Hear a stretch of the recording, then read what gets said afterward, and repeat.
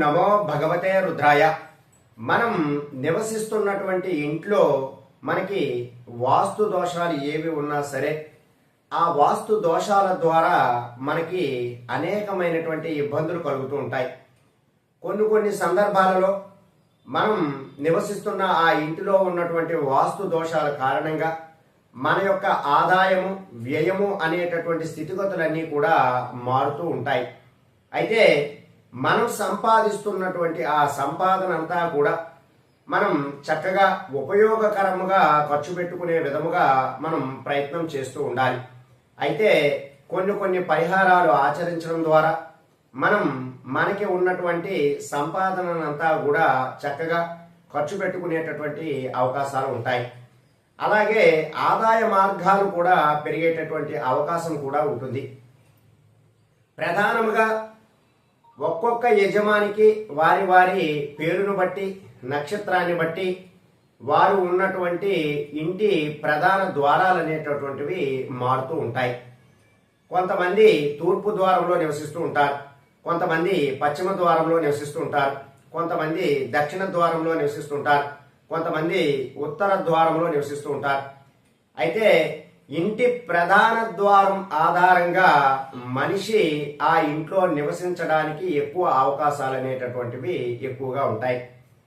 ఇంటి యజమాని నక్షత్రం రీత్యా వారు ఏ ప్రధాన ద్వారాలలో ఏ దిక్కులో ఉన్నటువంటి ప్రధాన ద్వారంలో ఉంటే వారికి ఉన్నటువంటి సమస్యలన్నీ కూడా తొలగిపోయి వారి జీవితం అంతా కూడా సుఖవంతమవుతూ ఉంటుంది.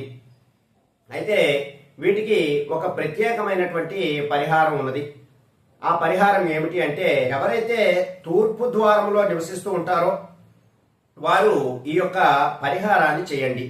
ఎలా అంటే, తూర్పు ద్వారంలో నివసిస్తున్నటువంటి యజమానులు ఎవరైతే ఉన్నారో వారు ఆదివారం సమయంలో, ఏ ఆదివారమైనా పర్వాలేదు, అది శుక్లపక్ష ఆదివారమైనా కృష్ణపక్ష ఆదివారమైనా పర్వాలేదు, ఆ ఆదివారం నాడు ఒక ఎర్రటి క్లాత్ని తీసుకుని దానిలో పిడికెటు గోధుమలను వేయాలి. అలాగే దానిలో కొద్దిపాటి కర్పూరమును కూడా వేయాలి. అలాగే దానిలో కొంచెం బియ్యమును కూడా వేయాలి. వేసి ఒక మూటగా తయారు చేసుకుని ఆ మూటను మీ యొక్క తూర్పు ద్వారం ఏదైతే ఉన్నదో ఆ తూర్పు ద్వారమునకు బయట వైపుగా ఈ మూటను అంతటినీ కూడా కట్టాలి. తూర్పు ద్వారంలో నివసించేవారు ఆదివారం నాడు ఈ మూటను తయారు చేసి కట్టాలి. అలాగే ఉత్తర ద్వారంలో నివసించేవారు ఆకుపచ్చ ఏదైతే గ్రీన్ కలర్ లో ఉన్నటువంటి ఒక క్లాత్ను తీసుకుని ఆ క్లాత్ లో కొద్దిపాటి పెసరును వేసి అందులో కొంచెం బియ్యమును వేసి అందులో కొంచెం కర్పూరమును కూడా వేసి ఒక మూటగా తయారు చేసుకుని ఉత్తర ద్వారంలో ఎవరైతే నివసిస్తున్నారో వారు ఈ మూటను ఆ యొక్క ఉత్తర ద్వారానికి వెలుపల భాగంలో కట్టాలి. అలాగే పరమట ద్వారంలో ఎవరైతే నివసిస్తూ ఉన్నారో వారు నీలము రంగు క్లాత్ను తీసుకుని దానిలో కొద్దిపాటి బియ్యాన్ని అలాగే కొద్దిపాటి కర్పూరమును కొద్దిపాటి పత్తిని కూడా అందులో వేయాలి. వేసి అది కూడా ఒక మూటగా కట్టి దానిని పరమట దిక్కులో ఎవరైతే నివసిస్తున్నారో వారు వారి యొక్క ప్రధాన ద్వారం వెలుపల భాగం వైపు కట్టాలి. ఇంకా దక్షిణ ద్వారంలో సాధారణంగా అతి తక్కువ మంది మాత్రమే నివసిస్తూ ఉంటారు. ప్రధానంగా దక్షిణ ద్వారంలో ఎవరైతే ఎక్కువగా నివసిస్తూ ఉంటారో వారికి అనారోగ్య సమస్యలు అనేటటువంటివి ఎక్కువగా వస్తూ ఉంటాయి.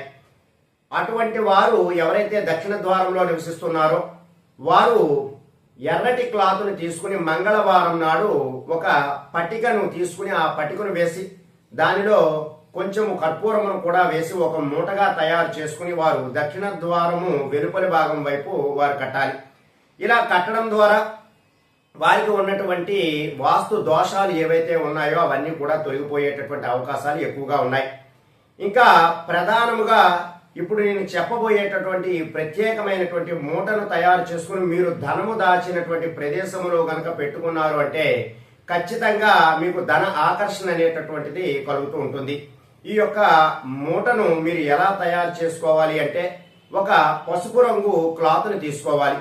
ఆ పసుపు రంగు క్లాత్లో మీరు ఏవైనా సరే కొన్ని ముఖ్యమైనటువంటి ఆకర్షించేటటువంటి పదార్థాలు పూజా ద్రవ్యాలు అందులో వేయాలి. దానిలో ప్రధానమైనటువంటిది నల్ల పసుపు కొమ్ములు. నల్ల పసుపు కొమ్ములు మనం లెక్కగా 5 కొమ్ములను వేయాలి. అలాగే యాలకులను 5 యాలకులను వేయాలి. లవంగాలు 5 లవంగాలు వేయాలి. అలాగే జవ్వాది పౌడర్ కూడా దొరుకుతుంది మనకి పూజా స్టోర్లో, ఆ జవ్వాది పౌడర్ను కూడా వేయాలి. అలాగే పచ్చకర్పూరం 5 బిళ్ళలను కూడా వేయాలి. అలాగే చిల్లర పైసలను 5 నాణెములను అందులో వేయాలి. అలా వేసిన తరువాత దానిలో ఏదైనా ఒక సుగంధభరితమైనటువంటి ఒక సెంటును కూడా ఆ యొక్క ద్రవ్యములన్నిటిలో కూడా స్ప్రే చేయాలి.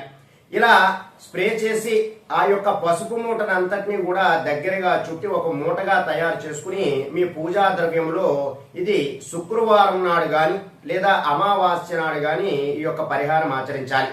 ఇందులో మీరు అన్ని 5 ద్రవ్యములు మాత్రమే వేస్తూ ఉన్నాం. ఎందుకు 5 ద్రవ్యములు వేస్తున్నాము అంటే అమ్మవారికి 5 సంఖ్య అంటే చాలా ప్రీతికరమైనటువంటిది. లక్ష్మీ అమ్మవారు ఆ యొక్క సంఖ్యతో ప్రీతికరం అవుతారు కాబట్టి మనం అన్ని కూడా 5, 5, 5 చొప్పున వేసుకుంటూ వెళుతూ ఉన్నాం. అందుకే మనకి లలితా సహస్రనామంలో కూడా చెబుతారు పంచమీ పంచభూతేషు పంచ సంఖ్యోపచారిణి అని. ఆ విధంగా మనం ఈ 5 సంఖ్యను పెట్టుకుని చక్కగా ఈ మూటనంతా కూడా తయారు చేసుకుని శుక్రవారం నాడు లేదా అమావాస్య నాడు సాయంత్రం సమయంలో ఈ పరిహారం అంతా కూడా చేసుకుని అమ్మవారికి ఆవు పాలతో ఏదైనా ఒక నైవేద్యమును తయారు చేసి నైవేద్యముగా నివేదనం చేసిన తరువాత ఆ యొక్క మూటనంతటిని కూడా తీసుకుని మీరు ఎక్కడైతే ధనము దాచుకుంటారో ఆ ప్రదేశంలో ఉంచడం ద్వారా మీకున్నటువంటి ఆర్థిక సమస్యలన్నీ కూడా తొలగిపోయేటటువంటి అవకాశాలు చాలా ఎక్కువగా ఉంటాయి. కాబట్టి వాస్తు దోషాలు తొలగటానికి మీరు ఆదివారము, తూర్పు ద్వారంలో నివసిస్తున్న వారు ఆదివారం నాడు, అలాగే ఉత్తర ద్వారంలో నివసిస్తున్న వారు బుధవారం నాడు, దక్షిణ ద్వారంలో నివసిస్తున్న వారు మంగళవారం నాడు, అలాగే పరమట ద్వారంలో నివసిస్తూ ఉన్నవారు శనివారం నాడు ఈ యొక్క పరిహారాలన్నీ కూడా ఆచరిస్తూ ఉండాలి. అలాగే ఇంకా ఇప్పుడు నేను చెప్పినటువంటి శుక్రవార పరిహారము కూడా మీరు తయారు చేసుకున్న తరువాత మీ యొక్క ఏదైతే ధనము దాచుకునేటటువంటి ప్రదేశంలో పెడతారు కదా, ప్రతి పౌర్ణమికి అమావాస్యకి కూడా మీరు ఏదైనా ఒక సుగంధ భరిమణమైనటువంటి ఏదైనా ఒక సెంటుతో ప్రతి అమావాస్యకి లేదా ప్రతి పౌర్ణమికి దాని మీద స్ప్రే చేస్తూ ఉండాలి. ఇలా చేసుకుంటూ ఉండడం వలన మీకు ధన ఆకర్షణ అనేటటువంటిది ఖచ్చితంగా కలుగుతుంది. కాబట్టి ఆర్థిక సమస్యలతో ఎక్కువగా ఇబ్బంది పడుతున్నారు, ధనం ఎక్కువగా ఖర్చు అయిపోతున్నది, అసలు నిలబడటం లేదు అనేటటువంటి ఆలోచన ఎవరికైతే ఉన్నదో వారు ఈ పరిహారాలు చేసుకోవడం ద్వారా మంచి ధన సంపాదన పొందేటటువంటి అవకాశాలు అనేటటువంటివి ఉంటాయి. అలాగే ఏవైతే వృధా ఖర్చులు ఉన్నాయో అవన్నీ కూడా తగ్గుముఖం పట్టేటటువంటి అవకాశాలు ఎక్కువగా ఉంటాయి. కాబట్టి ఈ పరిహారాలు ఆచరించడానికి ప్రయత్నం చేయండి. సర్వే జనా సుఖనో భవంతు. శుభం.